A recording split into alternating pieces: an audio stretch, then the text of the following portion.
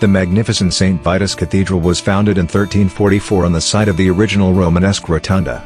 This Gothic cathedral is a spiritual symbol of the Czech state that took nearly 600 years to finish being constructed.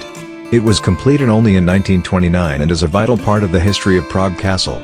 Its grand interiors boast a range of wonders, including the beautifully decorated St. Wenceslas Chapel with the tomb of St. Wenceslas, the crypt where many Czech kings are buried, and the crown chamber, home to the crown jewels. There's much to admire in the Royal St. Vitus Cathedral, especially the beautiful stained glass windows. Look out for the one by famous Czech painter Alfons Mucha located in the third chapel on the left-hand side. The interior of the cathedral is home to wonders such as the stunningly decorated St. Wenceslas Chapel with the tomb of St. Wenceslas, the crypt where Czech kings are buried, and the crown chamber, where the crown jewels are kept. St. Vitus Cathedral also contains the silver sarcophagus of St. John of Nepomuk, which is the heaviest of its kind in the Czech Republic. The Great South Tower of the cathedral was built in the late 14th century. It was later reconstructed in the 16th and 18th centuries. The tower holds the largest bell in the Czech Republic, called Zikmund. At the center of the cathedral you will also get to view 8 heavily gilded statues of Czech patron saints. The construction of the present-day Gothic cathedral started on November 21, 1344. King John of Bohemia laid the foundation stone for the new building, and construction later continued under the reign of Charles IV. Matthew of Arras and Peter Parler were the 2 architects who worked on the construction of St. Vitus Cathedral in Prague Castle. Construction had to be stopped when a new king, Charles's son Wenceslas IV, came to power. When the Hussite War broke out in 1419, St. Vitus Cathedral stood unfinished for almost 600 years. The war and a fire heavily damaged parts of the cathedral and its furnishings. Only in the latter half of the 19th century was the construction complete in a neo-Gothic style. In 1844, Václav Pesina along with neo-Gothic architect Josef Kroner presented a program for the renovation and completion of the cathedral at a gathering of German architects in Prague. The church was solemnly consecrated in 1929 at the time of St. Wenceslas's Jubilee. Despite the western half having many neo-Gothic elements, during the restoration, many of Peter Parler's designs were used to give it a unified look.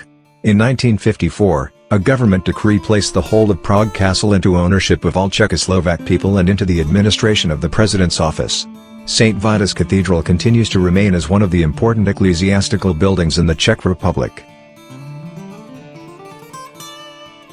The St. Vitus Cathedral has had a major influence on the development of late Gothic-style elements in Central Europe. Members of the Parler family designed numerous buildings across Central Europe and also in the Czech Republic. The Gothic styles of Slovenia, Austria, northern Croatia, and southern Germany were all tremendously influenced by the Parler family's design. The late Gothic of Central Europe is characterized by ornate vaulting, which was originally started by Parler in his development of the vaulting system for the choir of St. Vitus Cathedral. Scholars also speculate that the St. Vitus Cathedral also influenced the development of English Gothic. St. Vitus Cathedral is a stunning example of Gothic architecture. Its interiors are filled with exquisite architecture that makes it a must-see attraction for any visitor.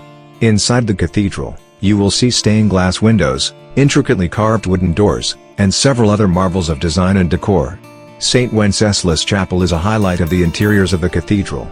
The interior of the cathedral also houses the crown jewels and the royal tombs, but these are not accessible to visitors at all times. You will also find the Wallenstein Chapel inside the St. Vitus Cathedral that has the worn grave slabs of cathedral architects Matthias of Arras and Peter Parler. The Royal Oratory, a fancy balcony with rib vaulting carved to look like tree branches, is also visible to visitors inside the cathedral. The choir window, the Schwarzenberg Chapel, the Chapel of the Holy Sepulchre and the Chapel of Virgin Mary are marvelously designed and are must-see attractions within the interior of the cathedral. St. Wenceslas Chapel is a cult center of St. Vitus Cathedral. Its magnificent decoration and the different conception of its architecture emphasize its singularity as the central point of the cathedral with the tomb of the most important Czech patron saint.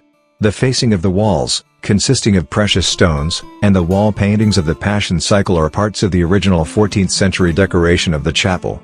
The scenes from the life of St. Wenceslas forming another decorative band are attributed to the workshop of the master of the Litomneritz altar. The cycle dates back to 1509.